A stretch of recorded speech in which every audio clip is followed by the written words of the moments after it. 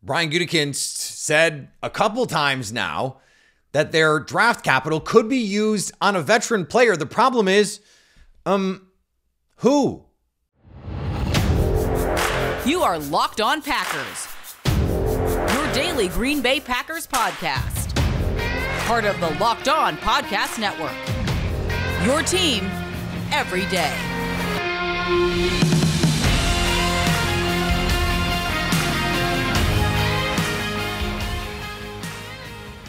You are Locked On Packers, part of the Locked On Podcast Network, your team every day. I'm Peter Bukowski, and I cover the Packers for The Leap, a newsletter I would love for you to subscribe to. Follow me on Twitter, Peter_Bukowski. Follow the podcast on Twitter, Locked On Packers. Like us on Facebook, subscribe to the podcast, iTunes, Spotify, Google Podcasts, wherever you find podcasts, you will find Locked On Packers, the number one Packers podcast on the internet. And the show for fans who know what happened, they want to know why and how. Thanks to everyone who makes Locked On Packers their first listen every day. We hope you like starting your day with us as much as we like starting our day with you. And today's episode brought to you by our friends at FanDuel. Make every moment more. Right now, new customers get $150 in bonus bets with any winning $5 bet.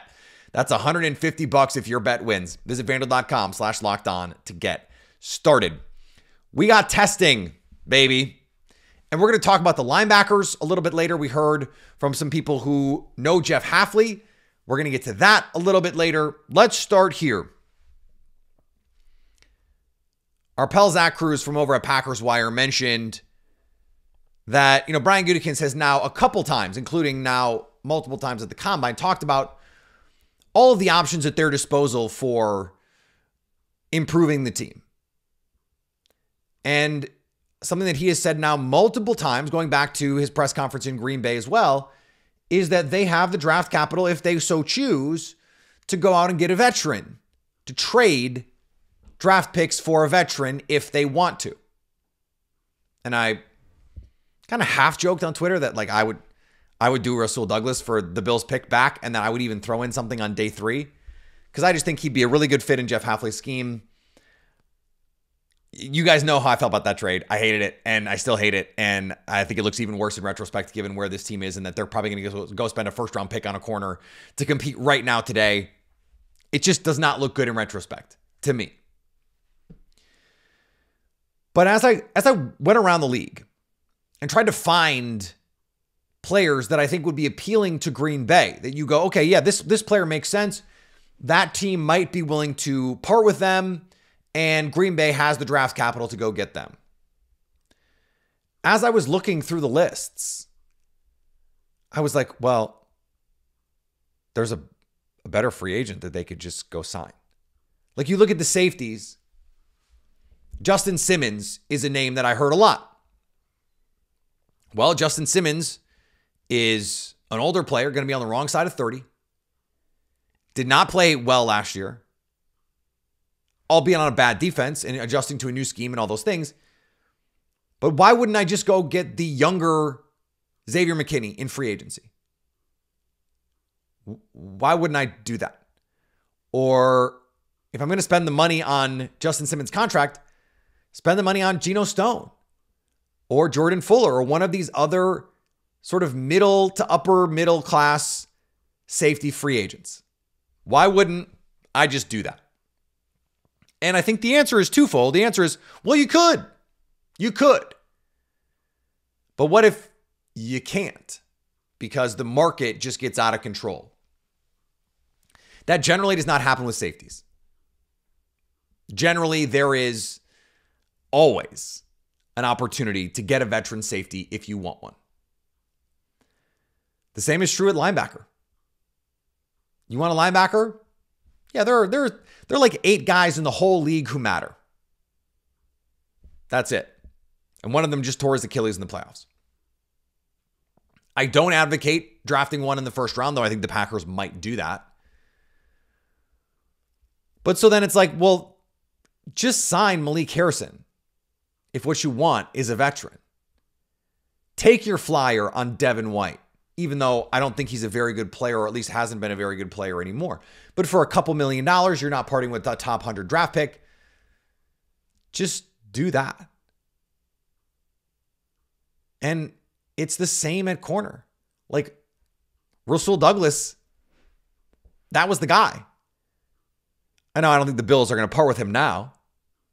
I don't think they would do their own third and, a fifth for Douglas. He's become too essential on their team. But corners also don't grow on trees. Though we've seen like Jalen Ramsey got traded to the Dolphins for nothing. But if what you want is that kind of corner, Xavier Howard just got cut. There's guys out there you could sign outright. Who are the corners? And I heard from Packer fans, L'Jarius Sneed. What? You're gonna trade for L'Jarius Sneed and then give him $25 million a year? And Jair Alexander? You're going to pay $50 million a year for corners when we know, yes, corners are important, but it's also a volatile position. The corner that is number one in a given season is rarely number one the next season. In fact, a lot of the guys that are top 10 one season are not top 10 the next season. It is just a really difficult position to play. And, in some ways that brings me back to these conversations about T. Higgins. I'm not going to rehash that because, man, you guys hate it. I thought it would be fun. I thought you guys would like it. And I genuinely, and some of you won't believe me, and that's okay, but I genuinely was not just trolling. I thought, hey, this is an interesting idea. Let's explore it. I think Packer fans are going to like this idea. And boy, was I wrong. Boy, was I wrong. But the ultimate conclusion here is that I think it is a failsafe. I think Brian Gutekunst and the Packers are probably thinking about the guys that they might want to go trade for if they can't get the kinds of players in free agency that they're looking for. They are telling us they're trying to move some money to make some moves in free agency. Where? We'll see. I was listening to our guy Mike Renner from Renner Ranks, Locked On Podcast Network, on Mina Kimes. And he was saying, the thing about linebacker in the draft is, by the way, this is not a great linebacker class, though we're going to talk about it in a second, is that it has never made sense historically not never, but in the modern age, in the last 10, 15, 20 years, it has not made sense to draft linebackers early. The league is really bad at determining before the draft who is good and who isn't. So the better idea is to just go out and do what the Chiefs did. Just sign Drew Tranquill for nothing. Just get solid linebacker play. This goes back to the conversations we had yesterday about Devondre Campbell. If you can get him to take a pay cut, he's a solid player. That's good. Get the solid player if you can. And so go into the free agency. If you can get some of these guys, I think Malik Harrison is a dart throw worth making. $6-8 million bucks. And go from there. If you can get someone in the draft, great. If you can't, okay, you can't. But I think it's more about having contingency plans.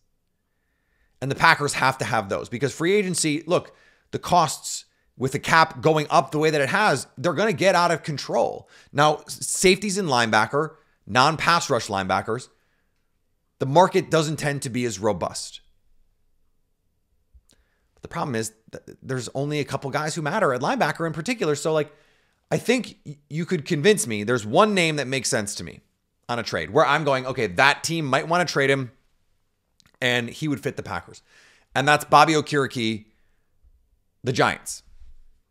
They bring in Isaiah Simmons. They're not ready to compete right now, though that team is kind of holding on for dear life. If they have another bad season, is everyone going to be out there? I don't know. So maybe they wouldn't want to get rid of a veteran linebacker, but new defense coming in. Could you give him a mid-round pick? He was pretty good last year. He's a talented, athletic linebacker. If you do that, does that mean you have to cut Devondre Campbell? That's what makes this complicated too. How much are you willing to upset the culture of this young team that you're building to bring someone new in? I think that's something that we too often don't think about when we think about these sorts of projections. So I think the conversations are interesting, But ultimately, when I look at the kinds of players that I hear Packer fans mention, I mostly go, well, I don't think those guys are being traded. And second, I think, why not just, for without the draft capital, if you're going to pay their salaries anyway, go into free agency, you can get some pretty good players there as well. And I think that's where I am right now with the Packers team. Linebacker, though, it's a tough one. But they worked out yesterday, so let's talk about it. We'll do that next on Locked On Packers. Today's episode is brought to you by our friends at FanDuel. Get buckets with your first bet on FanDuel, America's #1 sportsbook, because right now, new customers get $150 in bonus bets with any winning $5 bet. That's $150 if your bet wins. Speaking of Bucks, the Bucks won again last night. They're now 7-1 to win the title. They have the longest odds of the top four who are even close. The Suns are 18-1, the Thunder are 20-1. But they're behind the Clippers, 5-1. They're behind the Nuggets at plus 420. They're behind the Celtics at plus 220. 7-1? I kind of like that. You can bet Bucks Nuggets in the finals 10-1.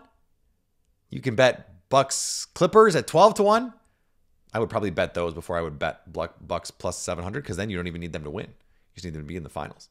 If you're going to bet the Bucks to win, I just bet those finals matchups. You can also bet on quick bets, live same game parlays, exclusive props, and more. Visit FanDuel.com/lockedon and shoot your shot. FanDuel, official sportsbook partner of the NBA. Locked On has launched the first ever national sports 24/7 streaming channel on YouTube, and now it's also available on Amazon Fire TV in the free Fire TV channels app. Locked On Sports Today is here for you 24/7, covering the top sports stories of the day with the local experts of Locked On, plus our national shows covering every league. Find Locked On Sports Today, now available on the free Fire TV channels app.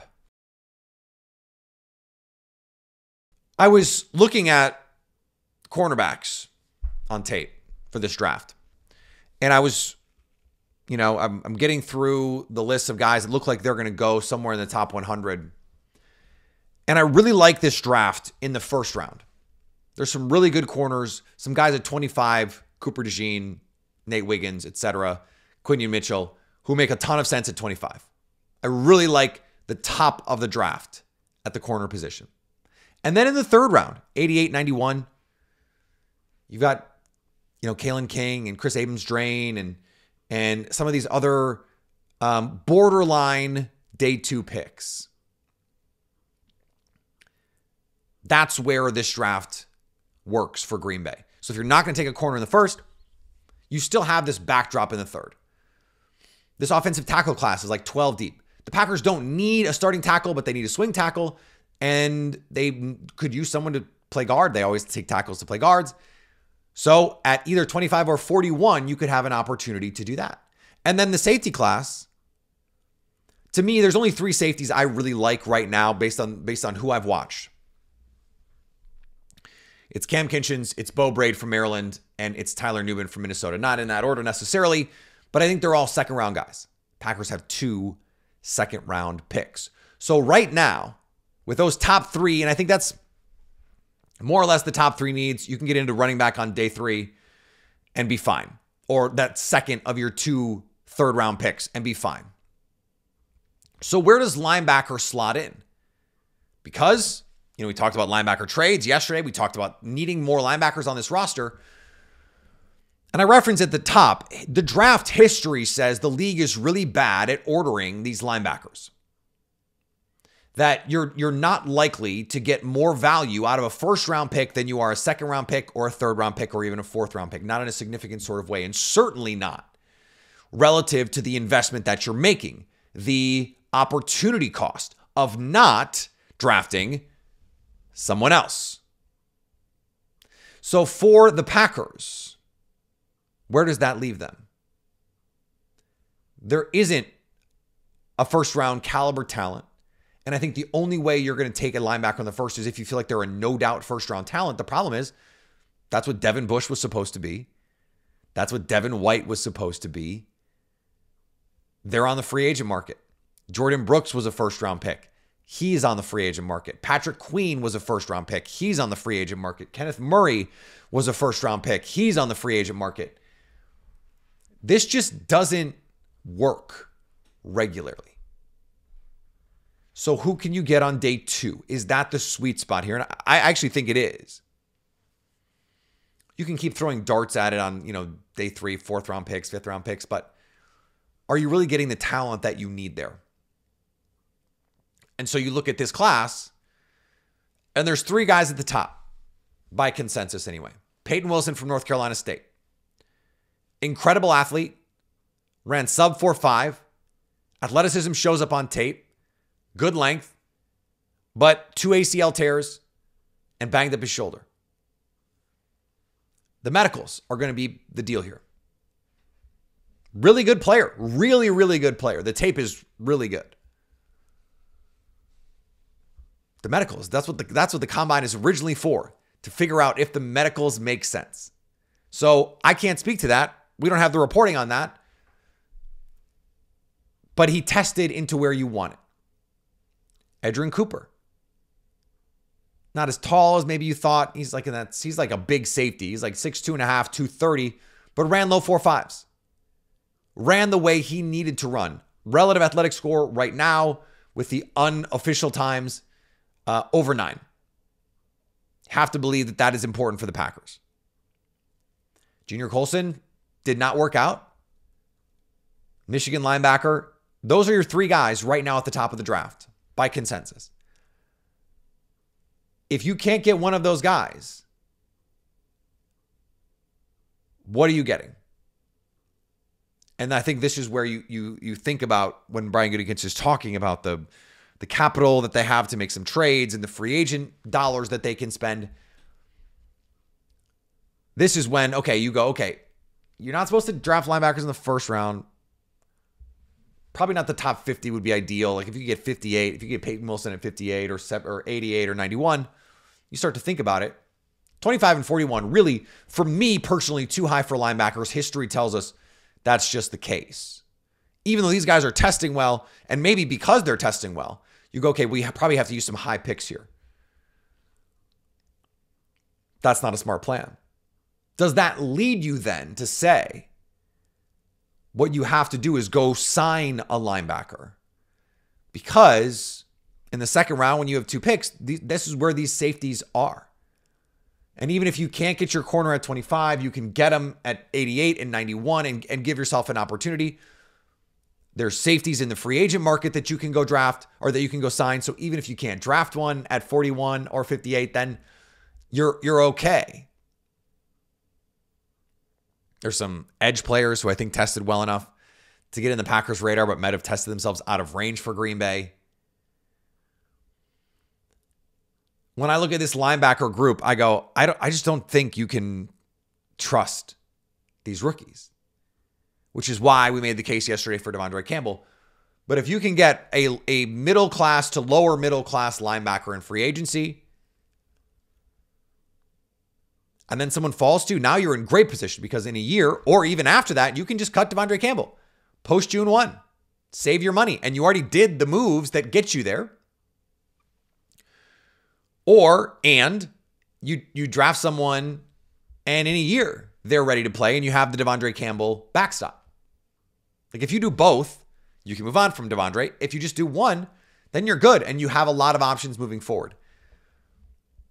So all of this is to say 2 guys who tested themselves into being potential Packers types, but in doing so also might have tested themselves out of a range that makes sense for Green Bay, just from a wisdom and history standpoint. That might not stop them from drafting them, but I'm just saying from what makes the most sense, it's not what I would be advocating. History tells us, don't think you are smarter than league history. It's a fool's errand. And frankly, Quay Walker is proof of that. Another first-round linebacker who, at least in my opinion, right now as we're looking, in 2 years is going to be hitting the free agent market because he just hasn't shown enough to make the Packers want to invest in him. Don't use these premium picks on linebackers. Get a cheap free agent, and then if someone falls to you in the middle rounds, take your shot and go from there. Now, does that mean don't be excited if you get one of these Edgerrin Cooper or Peyton Wilsons? No, those guys are good players, potentially impactful players for Green Bay. Is it the best use of their resources? I don't think so. All right, let's finish up here with a little conversation about Jeff Hafley because I've got more to say. Today's episode brought to you by our friends at BetterHelp. A lot of us spend our lives wishing we had more time. The question is, time for what? If time was unlimited, how would you use it? The best way to squeeze that special thing into your schedule is to know what's important to you and make it a priority. Therapy can help you find what matters to you so you can do more of it. I mentioned the other day that I've been trying to read more, to give myself a break, give my mind a break. And I read a little bit in the morning, and then in the afternoon, I had a little bit of where I could have gone on Twitter or I could have scrolled social media or whatever it was, but I grabbed my book. And I just for 10 minutes, 15 minutes, I found the time to give myself that little bit of something. If you're thinking of starting therapy, give BetterHelp a try. It's entirely online, designed to be convenient, flexible, and suited to your schedule. Learn what makes you happy with BetterHelp.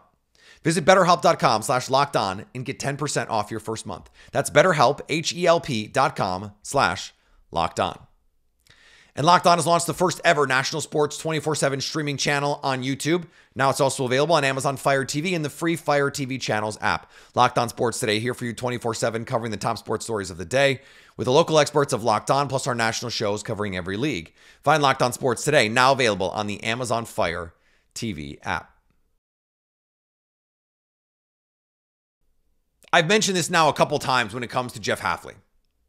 And this idea that because he is such a good teacher, when people are asked about him, and you saw it from guys at the Combine, our friends over at Acme Packing Company did a great job of asking his former players, Ohio State guys, Boston College guys, what do you like about Jeff Hafley? And they all, and this is true of whoever you ask about Hafley, they don't just have platitudes. They have specific things that they can point to, traits, examples. I loved this answer from Elijah Jones, who is a Boston College corner, who I think is going to be on the Packers' radar, by the way, in the middle rounds. And this was a video that was posted by Joey Van Zummeren, who is a young man who's in college. He did the Underage Packers podcast. He made fun of me on that podcast. I've been on that podcast. But here's the clip. From Wisconsin, so I want to know a little about Jeff Hafley. Sure. Give me a sense of who he was as a coach, how he helped you specifically, the defensive back specifically. You know, I love Coach Haf, man. I mean, great football mind. Biggest thing I think that he helped change my game was just how I learned about football. It's not just, going out there and just playing the game. It's more about understanding your opponent, understanding how you're going to get attacked.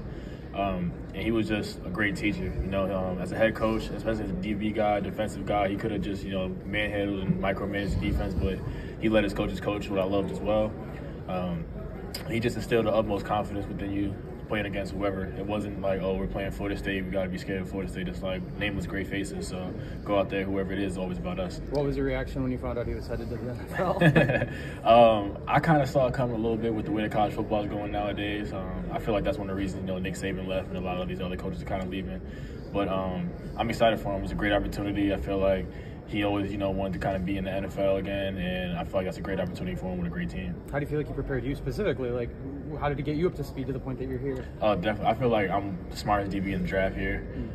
Anytime I go on the board, I can draw all 11, and he kind of really instilled that within us. It's not just learning your position. It's about learning how, one, where your help is, two, kind of why things happen and not just how things happen. To have someone say, they made me think about the game differently, learn about the game differently. They helped me learn about the game in different ways.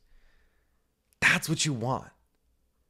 You want someone who's going to come in and teach the game the right way. Everyone talks, he's so smart. He teaches.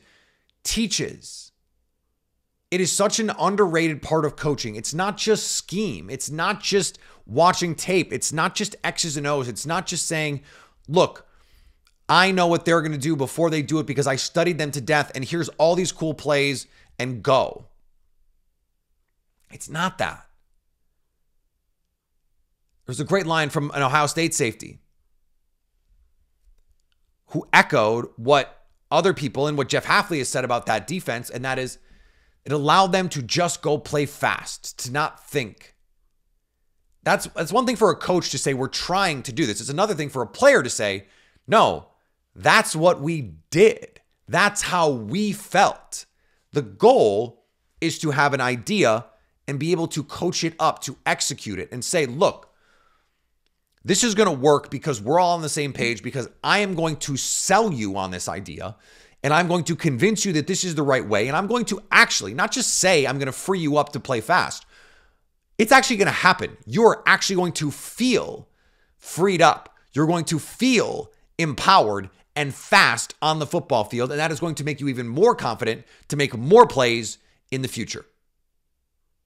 That is not a common thing for coaches to be able to do. It's a common thing for coaches to say they want to do, but not a common thing for coaches to actually be able to execute, to actually deliver on. And to a man, the players who played for Jeff Hafley say he did that. I don't know what you're worried about if you're worried about this failing. Everything we've heard about this guy is excellent. The staff that they put together, I was looking at this the other day. Jeff Hafley, former head coach, former defensive coordinator, but former head coach, collegiate head coach. Derek Ainsley is a former NFL and collegiate defensive coordinator. And the defensive backs coach that they just hired from Oregon State was their defensive backs coach and then also their interim defensive coordinator. Anthony Campanile is seen not just as a future defensive coordinator, as a future head coach. That's the staff that they put together around a coach that everyone who's ever played for him says is just an absolute stud. A great teacher, a brilliant coach. Get excited. Get excited. All right, back next week. We will circle up with all the stuff from the combine, all the important stuff. Hopefully, we got a lot of locked on guys there. I'll try and grab one of them and say, hey, let's talk about what we saw, what we're hearing, all that good stuff. Follow me on Twitter, Peter_Bukowski. Follow the podcast on Twitter, Locked On Packers. Follow the podcast on Instagram, Locked On Packers. On TikTok, Locked On Packers. On YouTube, Locked On Packers. So you can stay, you guessed it, Locked On Packers.